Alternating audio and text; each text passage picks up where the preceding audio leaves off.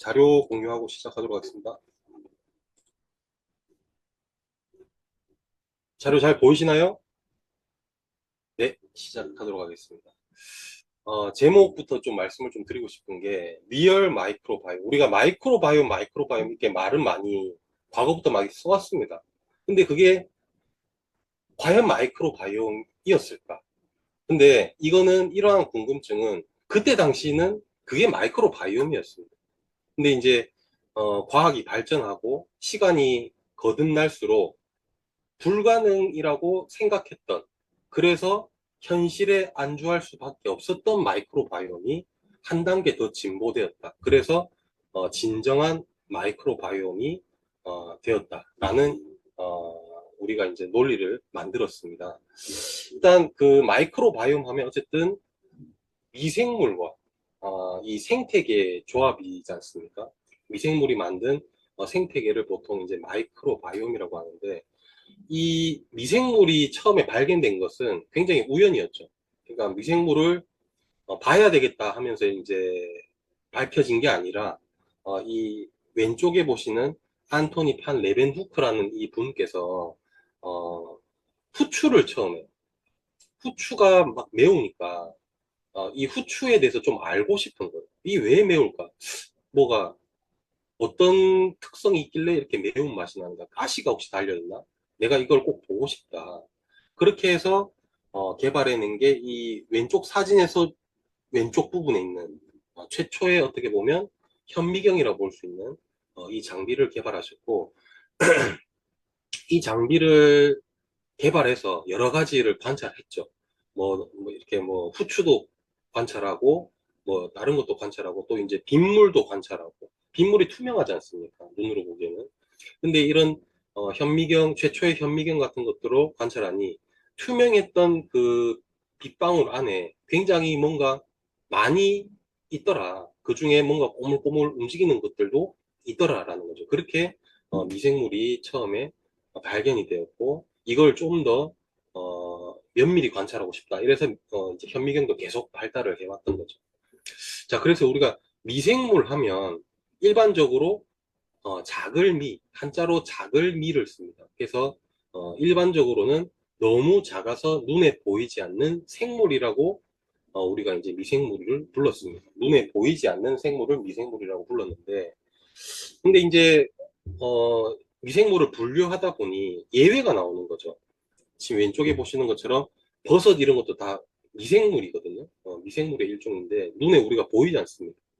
그래서 이렇게 큰 미생물도 있다. 그다음에 이제 오른쪽에 보시면 어, 이제 초파리하고, 물론 초파리보다 좀 작지만 어쨌든 눈에 보이는 초대형 미생물, 이런 예외적인 미생물이 있어서 현대에는 무조건 눈에 안 보이는 생물을 미생물이라고 하지는 않습니다. 자, 아무튼 미생물과 이 미생물이 만든 생태계 마이크로바이옴, 이 숫자는 우리 인체를 구성하고 있는 세포보다 많더라. 우리 세포가 보통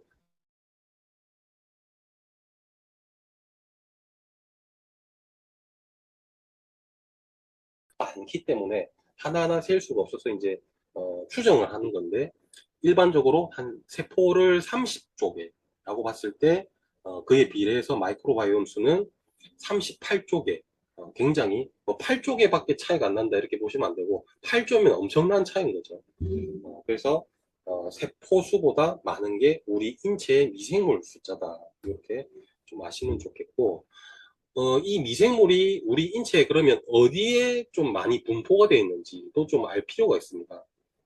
이 왼쪽에 사진을 보시면 얼굴 쪽에도 좀 많이 있는 것 같고, 어쨌든 우리 몸 전체에 많이 퍼져 있는데, 그 중에서 굉장히 밀집된 부분이 바로 이제 장이죠. 우리 인체에 있는 미생물의 대부분이 장에 몰려 있습니다. 그 장에서도 장을 크게 두 가지로 구분하지 않습니까? 소장과 대장. 근데 소장에 있는 미생물 숫자를 1이라고 했을 때 대장에는 많이 있더라. 많이. 그러니까 만 배가 있다는 거죠, 대장에. 그만큼 우리 인체의 미생물들은 대부분 있지만, 우리 인체에 고루고루 있지만, 대장에 거의 다 있더라. 대장에 거의 다 있더라. 라는 말입니다. 그래서 이제 보통 뭐 성인 체중의 이제 1.5에서 2kg 정도가 이제 뭐 미생물의 무게라고 보고, 그다음에 그 미생물들에 의해서 만들어지는 대사산물 등 여러 가지 유전 물질 자체가 80%가 장에서 만들어져요. 왜냐하면 미생물의 대부분이 장이 있기 때문에. 그 다음에 이 장이 얼마나 중요하냐면, 뭐 들어보신 분도 계시겠지만, 우리 인체 전신의 면역을 100으로 봤을 때 70% 이상을 장에서 담당하더라라는 것이죠. 그 다음에 우리 정신 건강, 그 다음에 수면 건강과 관련된 이런 호르몬들, 세로토닌, 멜라토닌이 90% 이상이 장에서 만들어진다는 겁니다. 그 다음에 만병의 근원이라고 우리가 이제 커큐민 공부할 때 많이 이제 아셨죠? 결국에 질병의 근원이 염증인데, 그 염증이 어디서 만들어지더라? 장에서 만들어지더라. 장에서도 주로 대장에서 만들어지더라. 그래서 대장염은 흔한데 소장염은 사실 잘 못 들어보셨지 않습니까? 그만큼 대장의 미생물들이 대부분 있고, 그 안에서 치고받고 싸움도 대장에서 주로 일어나기 때문에, 뭔가 우리가 면역이 떨어지거나 건강이 이상이 생겼을 때 대장에 있던 유해균들이 급속도로 증식하면서 만들어내는 독소, 그 독소에 의해서 염증이 만들어지고, 그 염증이 혈관을 타고 전신을 돌아다니면서 온몸을 고장낸다. 그래서 질병의 시작은 어떻게 보면 대장이다. 장소로 봤을 땐 대장이다. 물질로 봤을 때는 염증이지만, 그 염증이 만들어지는 장소는 대장이기 때문에 질병이 만들어지는 장소는 대장이다 라고 보시면 되겠습니다. 그래서 이런 뭐 질병 같은 것들도 이제 중요하지만, 면역, 질병, 멘탈 건강 다 장과 관련돼서 중요하지만, 노화의 속도 역시도 장의 마이크로바이옴 상태에 따라 달라질 수 있다. 그래서 어, 가속 노화냐, 노화를 가속시키느냐, 노화를 늦추느냐, 이런 것들도 지금 과학계에서는 다 마이크로바이옴의 상태에 따라 좌지우지된다라고 보고 있습니다. 그래서 이제 마이크로바이옴이 얼마나 중요하냐면, 어쨌든 염증 자체가 장에서 가장 많이 만들어진다고 말씀드렸지 않습니까? 그래서 이 장의 마이크로바이옴 상태에 따라 염증이 많아지고 적어짐에 따라 이런 장 상태가 결정이 되고, 장 상태가 안 좋아지면, 안 좋아진다라고 하면 조금 더 구체적으로 말씀드리면, 장에서 장도 하나의 세포들로 다 이루어져 있지 않습니까? 그 세포 사이사이가 벌어지고, 벌어져서 그 밑으로 새는 증상, 새면 안 되는 것들이 새는 증상. 그래서 말 그대로 장누수 증후군. 이 장누수가 시작되면서 여러 가지 질병들이 시작된다고 보거든요. 그래서 이제 이 장누수가 시작되면, 쉽게 말하면 그냥 그 대장 세포가 촘촘히 있으면 그 대장 안에 뭐가 있어요? 흔히 말하는, 좀 아침부터 더러운 얘기를 하자면, 똥이 들어있지 않습니까? 똥. 변이 들어있는데, 변이, 그 느슨해진 장세포 사이사이를 변이 새는 거예요. 그럼 그 새는 변이 어디로 가겠냐, 이 말이에요. 밑으로 가면 혈관이 있지 않습니까? 그럼 혈관으로 들어가잖아요. 그러니까 우리가 조금 더, 나가서 이제 좀 제가 비유를 하자면, 우리가 뭐 아플 때 주사를 맞잖아요. 혈관 주사를 맞는데, 그 혈관에다가 똥물을 주입한다고 생각을 해보십시오. 그 굉장히 깨림칙하지 않습니까? 근데 그러한 일들이 우리 장 속에 자칫만 잘못하면 쉽게 일어날 수 있다는 것이죠. 그래서 그러한 변이라든지 변 속에 있는 균, 그다음에 뭐 중금속이 있을 수도 있고, 뭐 각종 유해 성분들이 혈관을 타고 돌아다니면서 자가 면역계를 교란시켜 가지고 여러 가지 뭐 자가 면역 질환들, 뭐 아토피, 천식, 알레르기, 뭐 갑상선, 항진, 뭐 탈모, 그다음에 그 성기능 저하, 뭐 이런 여러 가지 자가 면역 질환도 일으킬 수 있고, 그다음에 당연히 간도 데미지를 입겠고, 우리 몸에 필터가 세 가지가 있지 않습니까? 첫 번째가 간이고, 두 번째가 신장, 세 번째가 장이에요, 사실. 장도 하나의 필터거든요.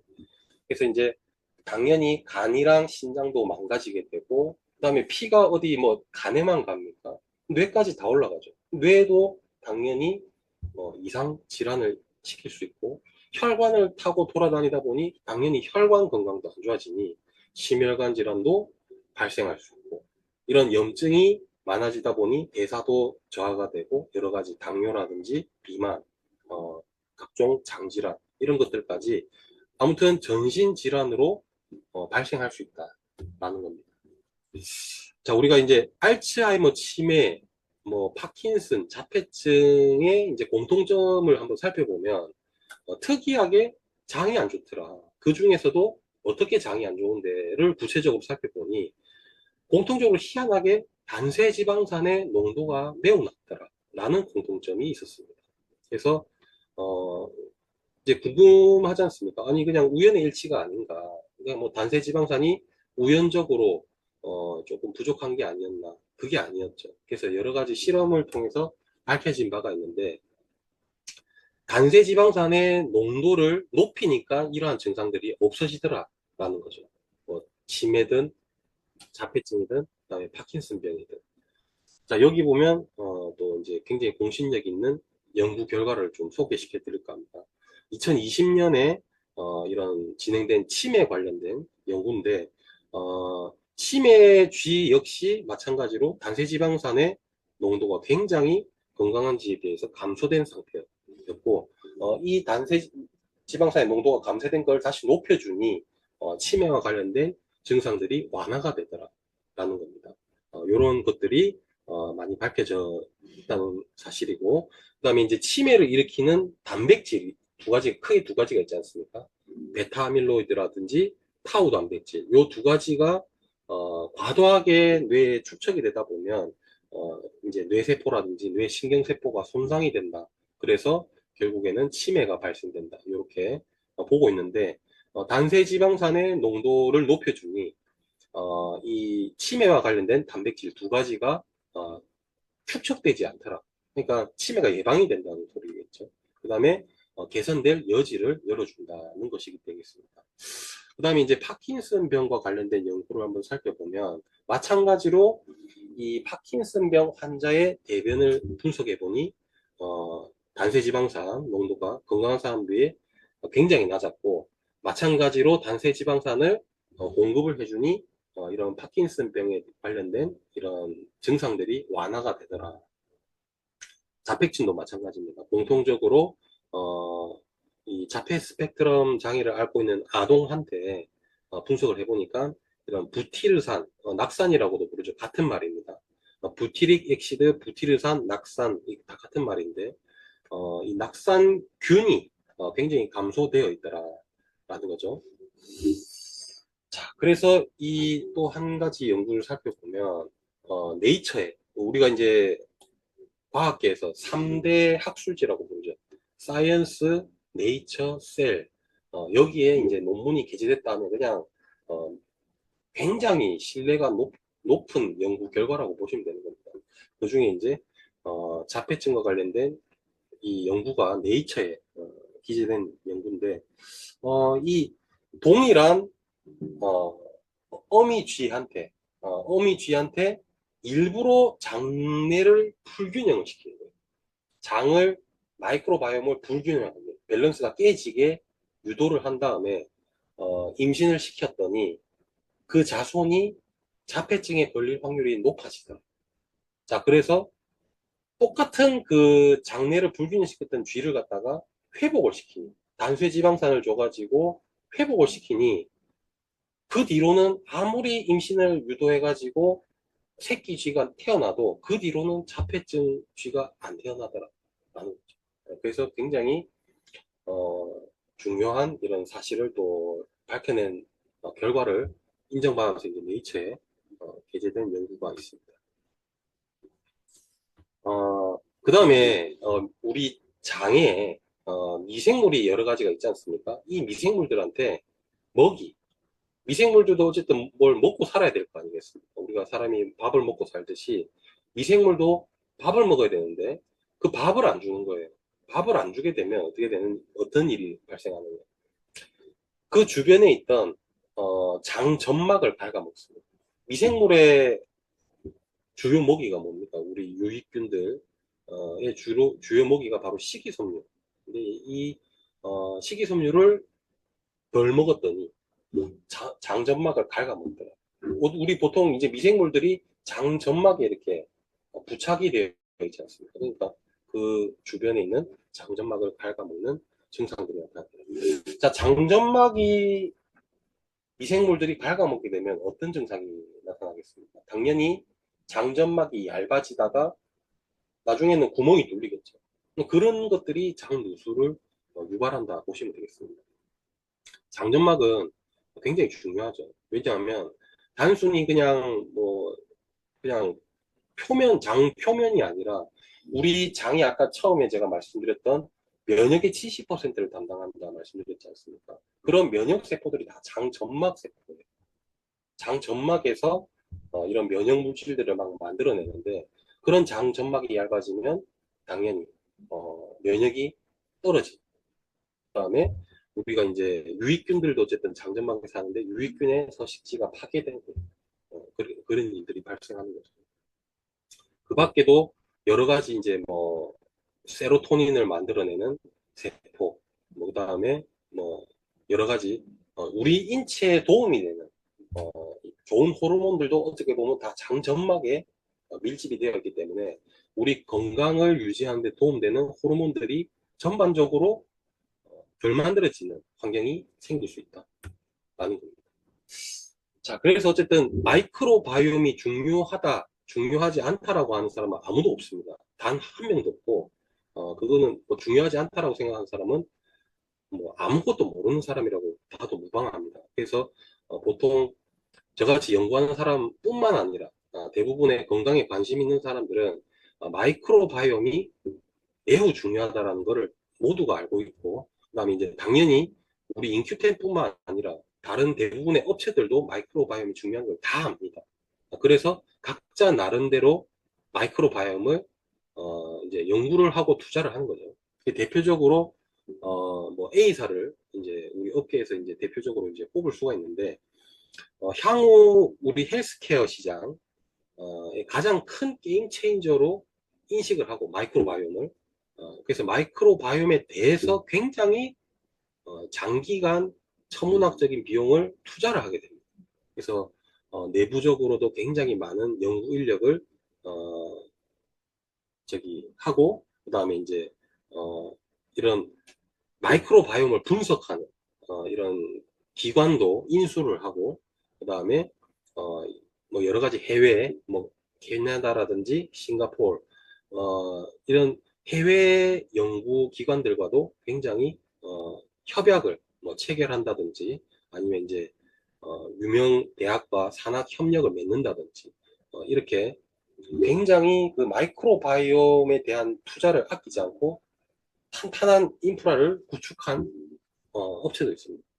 그래서 이제 아까 말씀드린 이런 배변 진단 키트 이런 것들을 만들어 가지고 배변을 받아와 가지고 그 배변을 분석하고 그 분석된 결과에 따라서 이제 맞춤형 제품을 마이크로바이옴 제품을 이제 선보이는 업체인 거죠. A사는 그 뭐 이런 교육 자료도 이제 한번 살펴보면 인터넷에 뭐 이런 유튜브에 나와 있는 이런 어, 강의도 한번 들어보면 마이크로바이옴이 중요하다. 그러면서도 마이크로바이옴의 핵심은 마이크로바이옴의 밸런스, 건강을 올려줄 수 있는 핵심 물질은 뷰티르산. 뷰티르산은 이제 단쇄지방산 중에 하나입니다. 단쇄지방산 이꼴 뷰티르산은 아닙니다. 단쇄지방산이 더 큰 카테고리고 그 단쇄지방산 카테고리 안에 뭐 뷰티르산, 낙산 같은 것들이 있는 거죠. 그 중에 하나가 낙산이 되겠습니다. 그래서 이제 그 교육 자료에 나와 있는 일부분을 제가 발췌한 건데 뷰티르산 하나만 올려도 우리 대장 관련 의사들이 다 굶어 죽는다. 그 정도로 엄청난 역할을 한다. 그래서 이제 이 A사도 마이크로바이옴 핵심이 단세지방산인 거를 알고 있는 겁니다. 그래서 이제 앞에 말씀드린 것처럼 막 여러 가지 연구 인력도 확 투입하고, 그 다음에 산학협력, 그 다음에 뭐 각종 업체들 인수하고 협약 맺고, 이런 큰 대대적인 인프라를 구축해서 교육도 하고, 마이크로바이옴 중요하다 교육도 하고 해서 만든 제품이 유산균 제품이에요. 유산균 제품. 무슨 말씀인지 아시겠습니까? 유산균 제품, 그러니까 결론은 마이크로바이옴이 중요하다.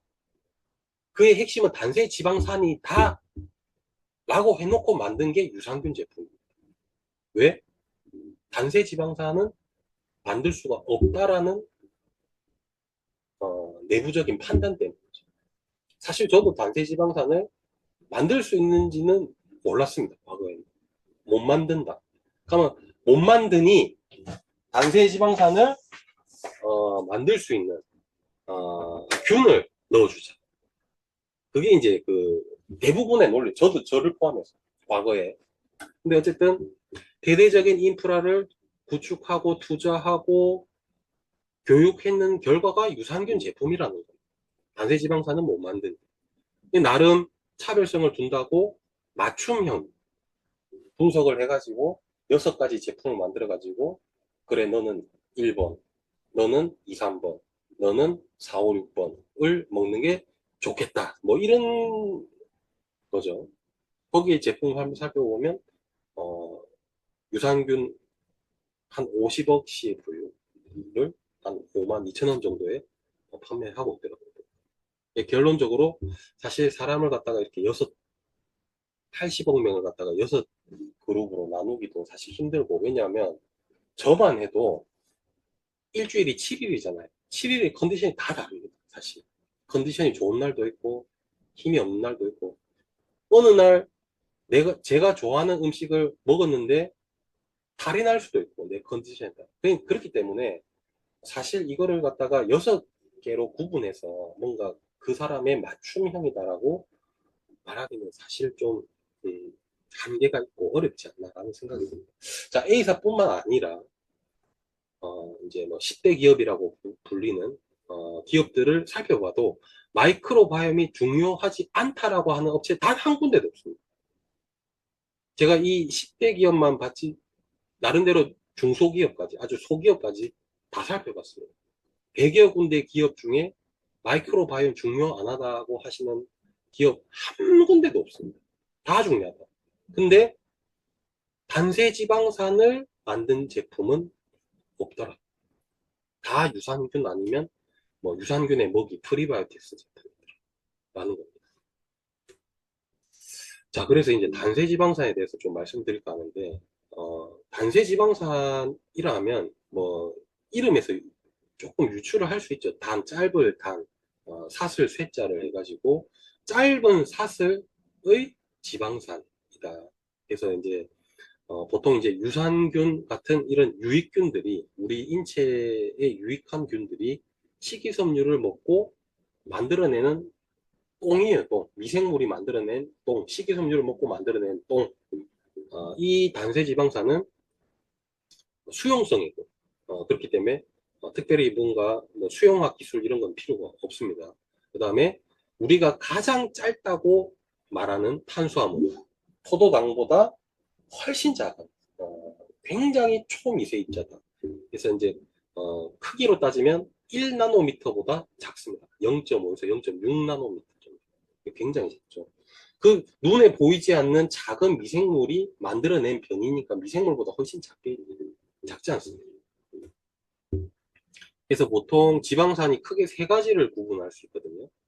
짧은 사슬로 된 거는 단쇄지방산이라고 그러고, 그거보다 좀 큰 거는 중쇄지방산, 그거보다 더 큰 거는 이제 장쇄지방산. 이거는 이제 탄소의 개수로 구분을 하는데, 보통 이 탄소의 개수가 6개 이하로 된 지방산을 단쇄지방산이라고 합니다. 여러 가지가 있지만 그 중에 대표격으로 우리 인체에 유익한 기능을 하는 단쇄지방산은 3가지입니다. 아세트산, 초산이라고도 부릅니다. 그 다음에 낙산, 뷰티르산이라고도 합니다. 그 다음에 프로피온산. 이렇게 3가지가 단세지방산의 핵심이다. 자, 우리가 뭐 뷰티르산, 낙산이라고 하는데, 이런 그 낙산은 당연히 이제 낙산균이 만들겠죠. 그다음에 프로피온산, 아세트산, 초산 같은 경우는 초산균이 만드는 거고, 낙산은 낙산균이 만드는 거고, 프로피온산 같은 경우는 비피더스균이라고 들어보셨죠? 비피더스 뭐 이런 제품도 있지 않습니까? 비피도 박테리움이 사실은 정확한 명칭이죠. 이런 비피도 박테리움 같은 친구들이 프로피온산, 이런 단세지방산을 주로 만들어내게 됩니다. 그래서 이제 이 발효에 따라서 좀 발효의 특이치가 좀 날 수 있는 특성이 있습니다. 자, 그 다음에 이제 기능적인 부분을 좀 말씀드리자면 첫 번째가 바로 장세포의 에너지원으로 사용됩니다. 자, 우리 인체 세포는 주로 어떤 물질을 에너지원으로 쓰냐면 주로 포도당을 씁니다. 우리 인체는 주로 포도당을 에너지원으로 쓰는데 장은, 특히 대장은 포도당을 쓰긴 쓰는데 주로 쓰진 않아요. 주로 어떤 걸 쓰냐면 바로 낙산, 이 낙산을 에너지원으로 씁니다. 그렇기 때문에 우리 단세지방산을 공급해주면 그 단세지방산 자체가 우리 대장의 에너지원이 되어서 대장의 기능이 활성화가 돼요. 얘는 대장이 제일 좋아하는 에너지원을 공급해주니 대장이 엄청 좋아하는 거죠. 대장 기능이 굉장히 활성화가 된다. 이렇게 좀 보시면 되겠고, 그 다음에 단세지방산의 두 번째 기능 중에 하나가 굉장히 중요한 기능이죠. 이 장점막과 관련된 기능을 개선시켜준다, 좋게 해준다. 두 가지가 있는데요. 첫 번째가 아까 말씀드린 장점막을 두텁게 얇아지지 않게 해주는 기능. 자, 두 번째가 뭐냐면 오른쪽에 있는 장세포, 장 자체가 세포 하나하나씩 이어져 있다 그랬잖아요. 그럼 그 이어져 있는 사이사이가 벌어지면 똥이 내려간다. 똥물이 내려간다. 그러면 그 틈이 촘촘하게 이렇게 이어져 있어야 되겠죠. 그 촘촘하게 있게 하는 단백질을 느슨하지 않게 강화시켜주는 역할. 누가? 단세지방산. 단세지방산이 장세포 표면의 장점막층을 두텁게 해주고 1번, 2번 장세포 사이사이를 벌어지지 않게 타이트하게 조여준다. 2번입니다. 요 두 가지 기능이 굉장히 중요합니다. 장점막을 두텁게, 장세포 사이사이를 좁게. 자, 그 다음에 세 번째, 대장세포의 자가포식. 자, 이 자가포식이란 뭔 말이냐면, 우리 세포는 계속 새로운 세포로 바뀌고 있습니다. 어떤 세포로 바뀔까요?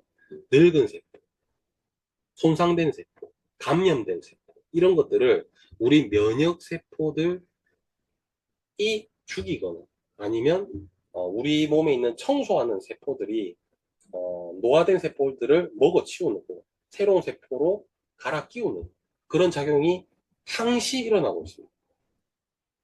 근데 이 대장이 우리 점막층, 대장의 점막도 마찬가지로 예외 없이 자가 포식을 일으킬 수 있거든요. 그 자가 포식, 스스로 없애는 작용을 단세지방산이 방지할 수 있다. 그러니까 장 점막층을 두텁게 해주고 장세포 사이를 타이트하게 해주고 면역세포라든지 청소하는 세포가 스스로 잡아먹지 않게 해주고, 그러니까 장이 굉장히 튼튼하게 유지될 수 있는 이런 메커니즘이 되어있습니다.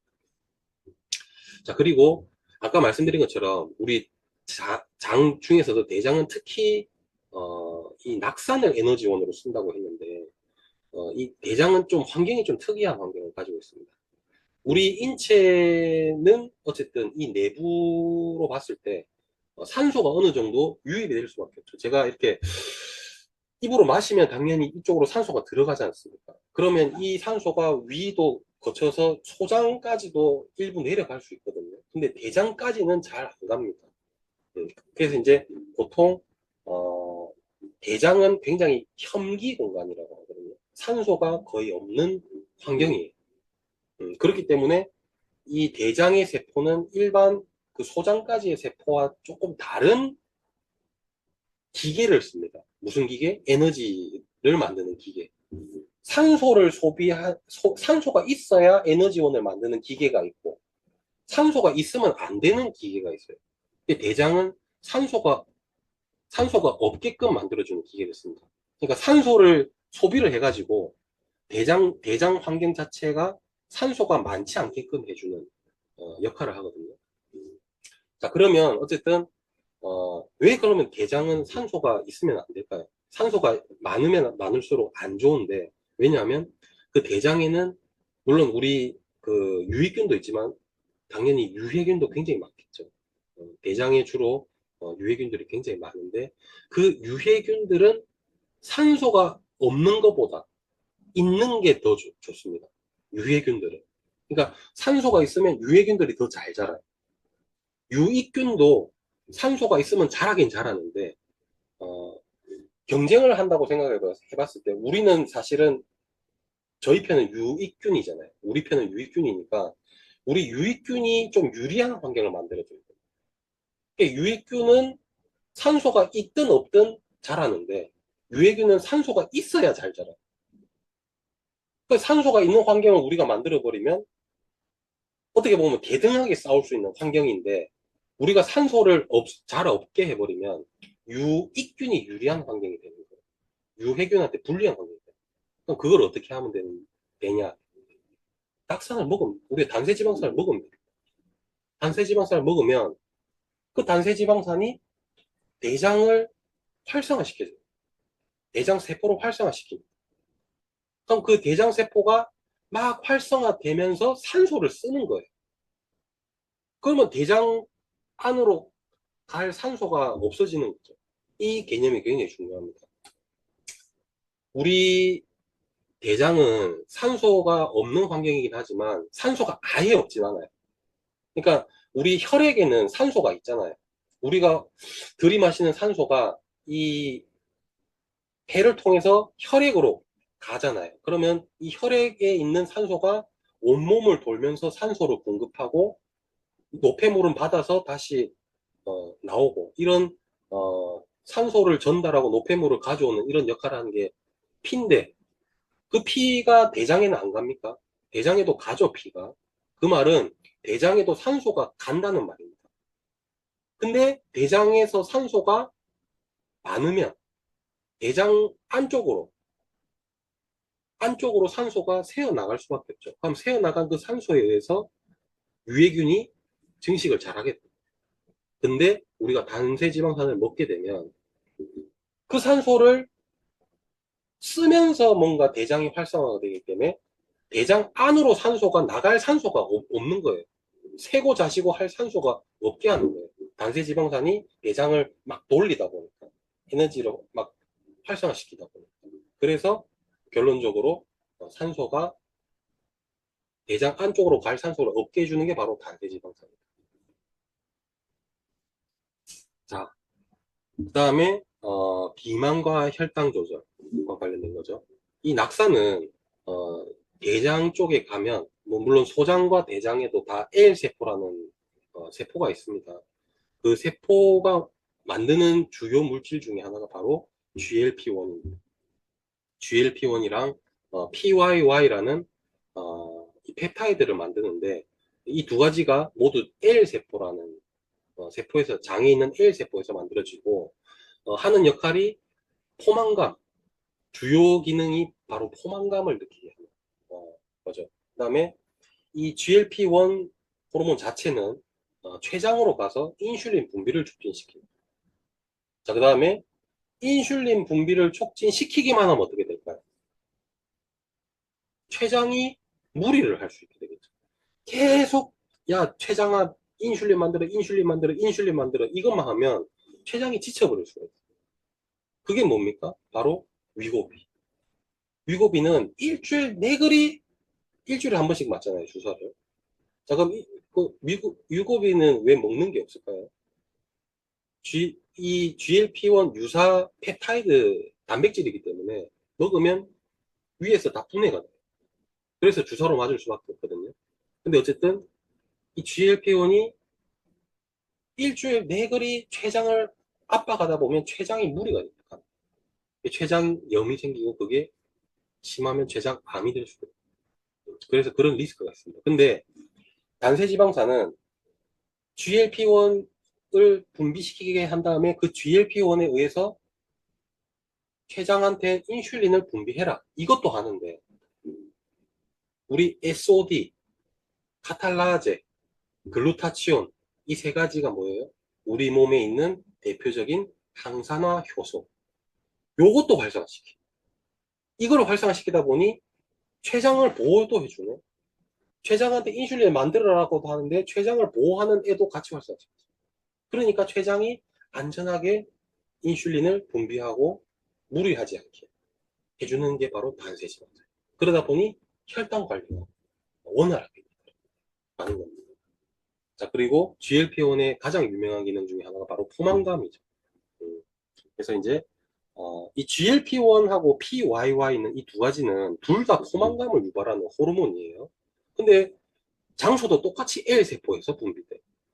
근데 왜 똑같은 장소에서 똑같은 기능을 하는 게 왜 두 가지 형태로 분비가 될까?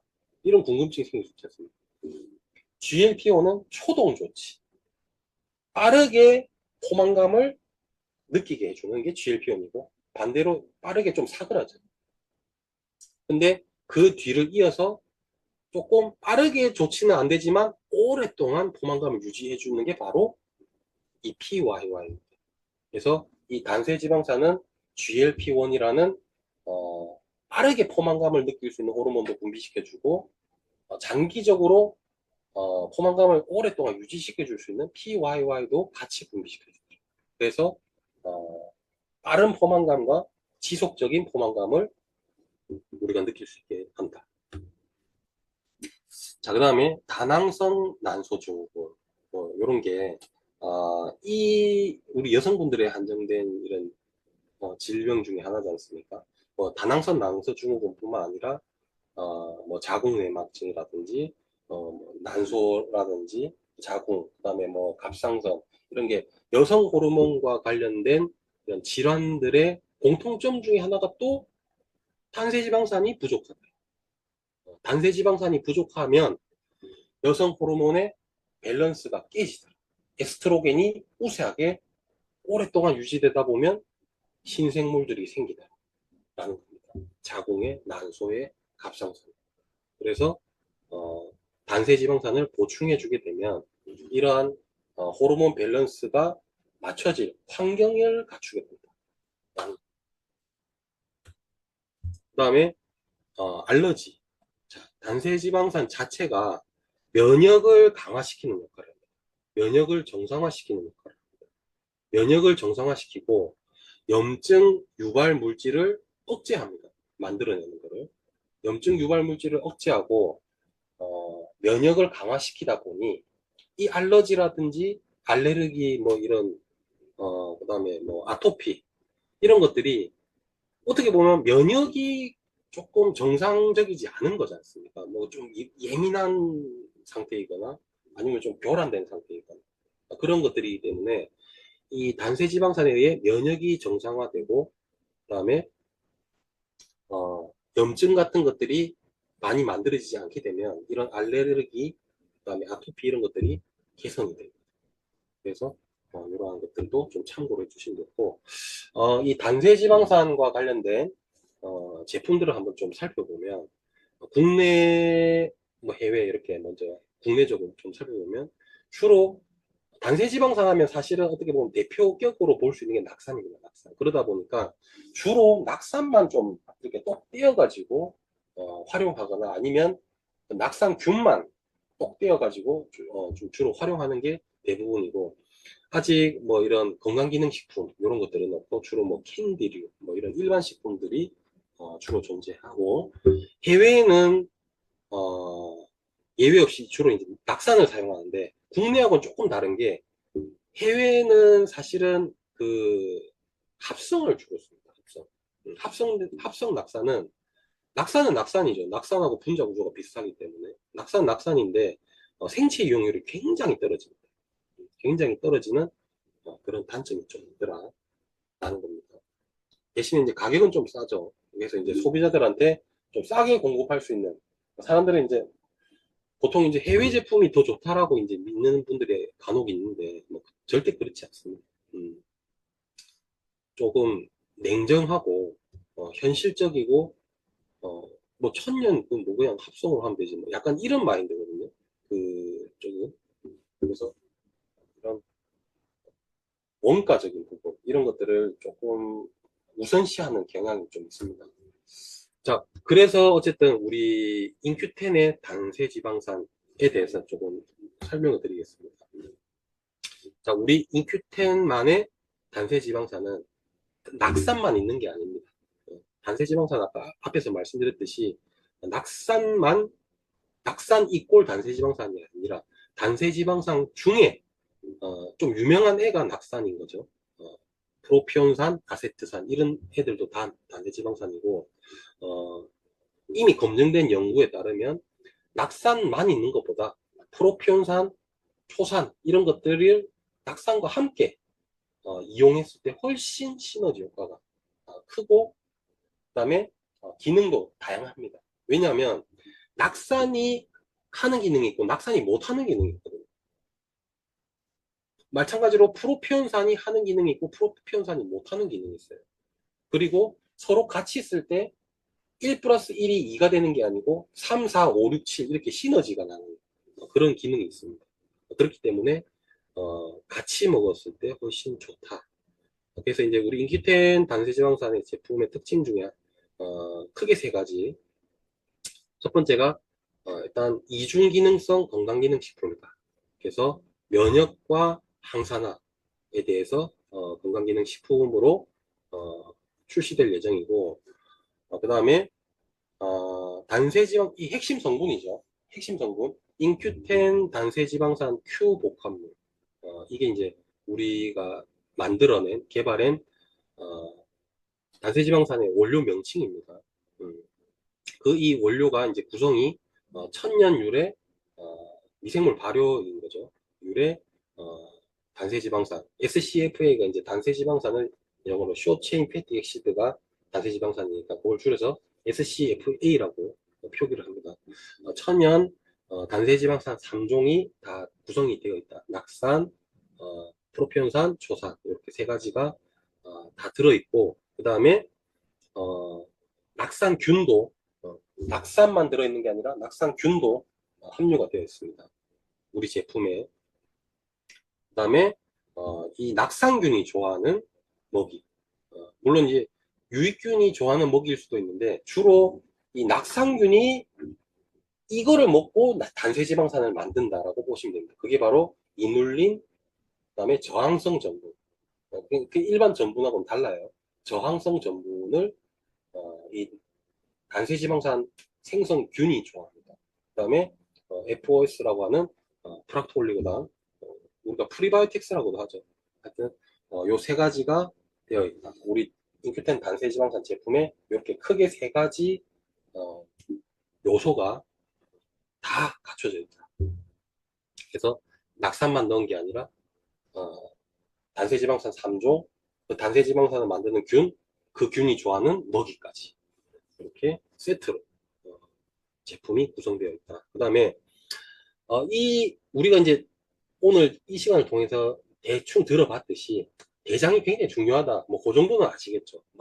뭐 하나부터 열까지는 다 이해를 못 하셔도 됩니다. 계속 반복해서 듣다 보면 어느 순간 내 것이 되게 마련이기 때문에 너무 조바심을 가지지 마시고 아무튼 이 대장이 아무튼 간에 중요한데 그럼 대장에서 활성화가 돼야 되는 거 아니겠습니까? 근데 우리가 입으로 먹지 않습니까?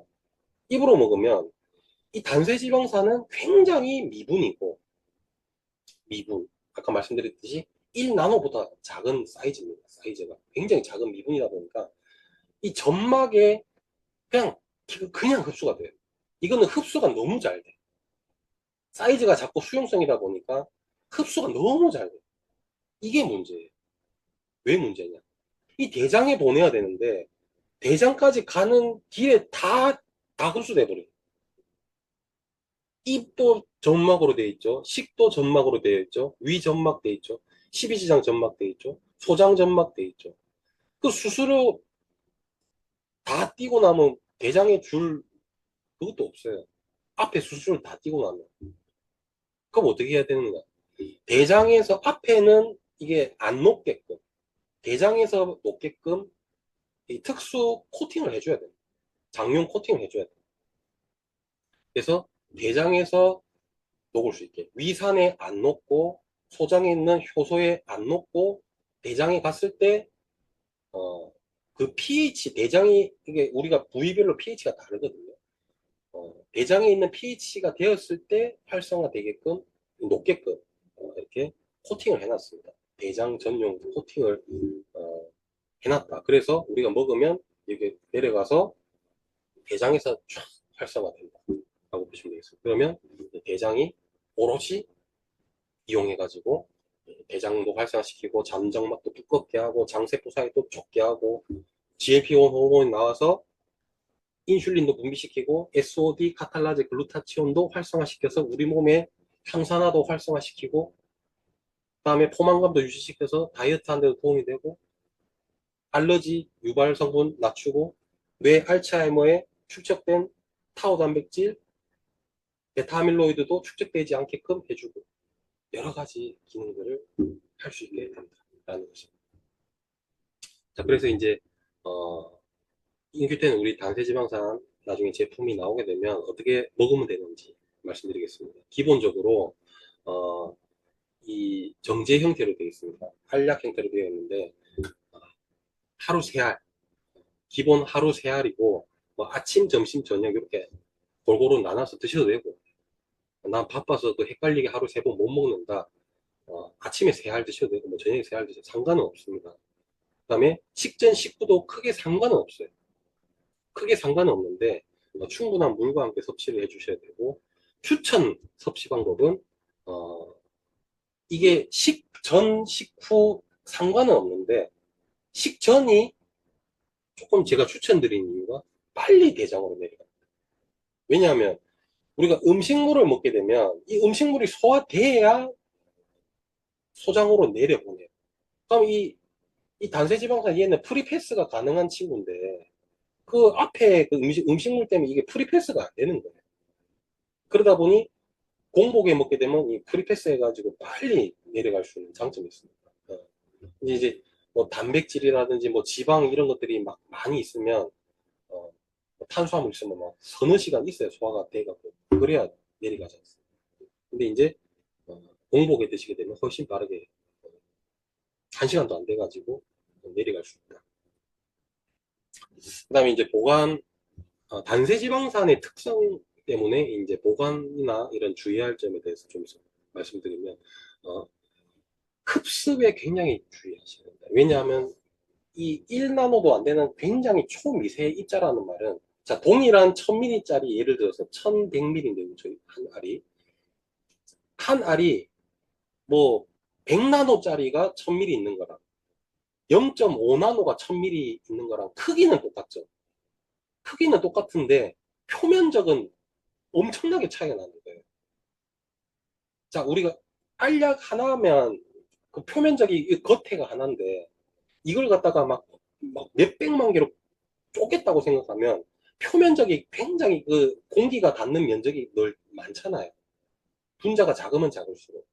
이게 엄청난 미분이다 보니까 상대적으로 표면적이 굉장히 높다. 즉, 외부와 접촉할 표면적이 넓다 보니 흡습에 주의하십니다.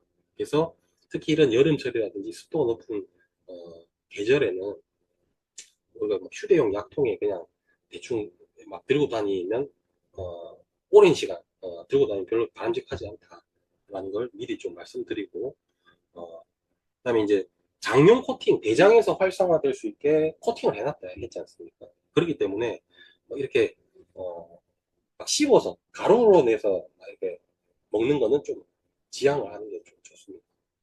그다음에 또 우리 다른 제품 뭐 하고 같이 먹으면 안 돼요. 뭐랑 같이 먹으면 좋아 이렇게 생각하실 수가 있는데 상호작용이 없습니다. 이건. 상호작용이 없기 때문에 뭐 그냥 드시던 거 같이 그냥 드시면 돼요. 드시면 되는데 조금 빨리 도달하고 싶다. 그러면 밥이랑 같이 먹는 거는 조금 아니 뭐 기능이 떨어지는 건 아닌데 도달하는 시간이 조금 느려질 수 있다. 뭐 그 정도지.